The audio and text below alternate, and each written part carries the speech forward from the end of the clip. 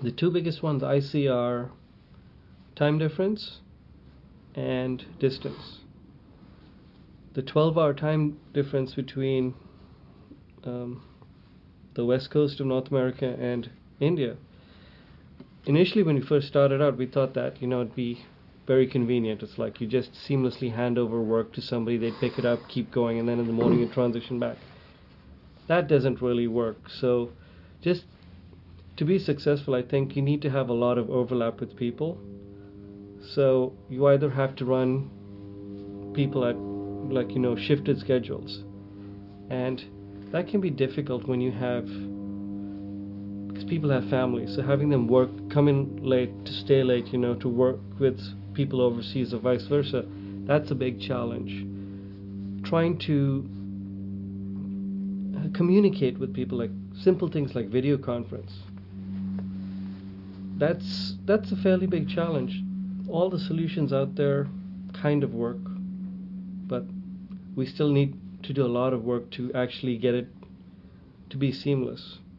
Simple things like, nobody really thinks about it. If you want to schedule a video conference with someone, that requires, for example, we have 4-way video conferences. So that requires scheduling a room in each facility and a time zone.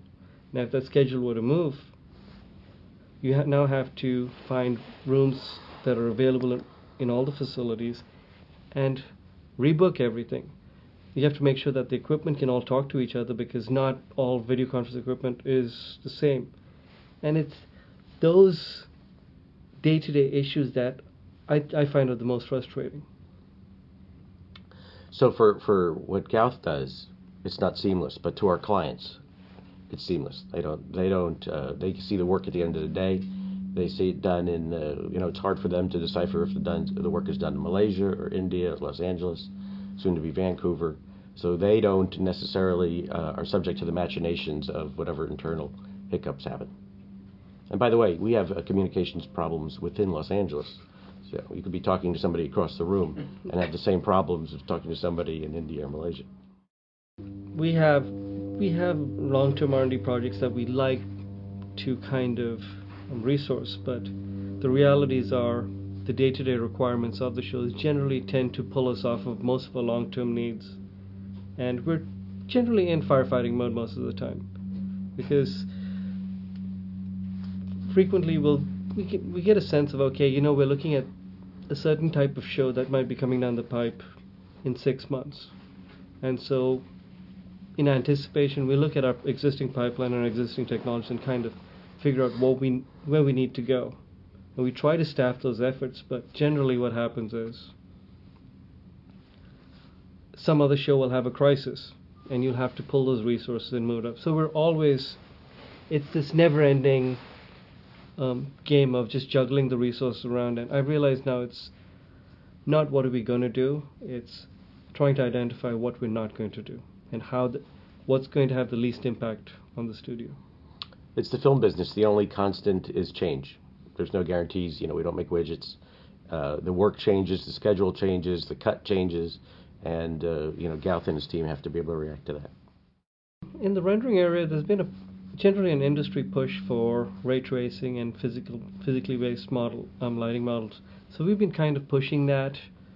I think our lighting pipeline has gotten to the point where we're actually able to just capture some HDR imagery on set, process it, get a lighting setup, and just drop our characters into that environment and get fairly accurate, realistic looking renders. So I think we've come a long way, but now it's just a matter of playing catch up with everybody else. And so we're ahead in certain areas, we're behind in certain things based on the projects. So right now we have really, really sophisticated fur rendering technologies.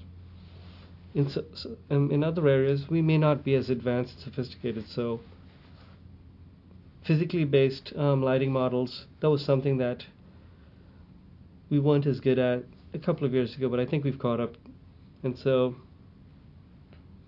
it's a constant race.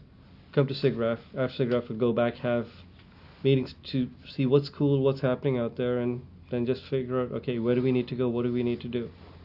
And I think part of the model that I want to look at is the needs of technology are not going down. It's actually increasing. I'm going to try and see if we can figure out if there are any other technologies that we can actually leverage to help reduce some of our burdens, because we just can't keep going down the path of we need to do everything. So what I'd like to do is focus on our core technologies and try and come up with some sort of a hybrid of third-party solutions and internal software. It doesn't. The technology for those projects doesn't enter into it at all. We only look for story. What's a good story? What can we sell? It's very hard to get a film made, and so we're looking for, obviously commercial projects that RhythamHues that has some element of visual effects or animation that we can implement. The technology itself, are we good at this, or will we have to learn more to do this? That doesn't enter into it all. We'll figure it out, as we always figure it out when people come to us with projects and to take it to the next step. We're just looking for, good stories that we can sell and make commercially viable. I think RhythamHues has a certain reputation for doing certain kinds of work. We have a very robust pipeline, so we can do large, multi-tentpole pictures at the same time. There's a certain quality level to RhythamHues that people come and they have that expectation. We do a lot of upfront design work, with the clients that helps build characters that are easily implementable and that are attractive and are good for the storytelling process. And I think it's our capability to do a lot of work quickly at a certain level.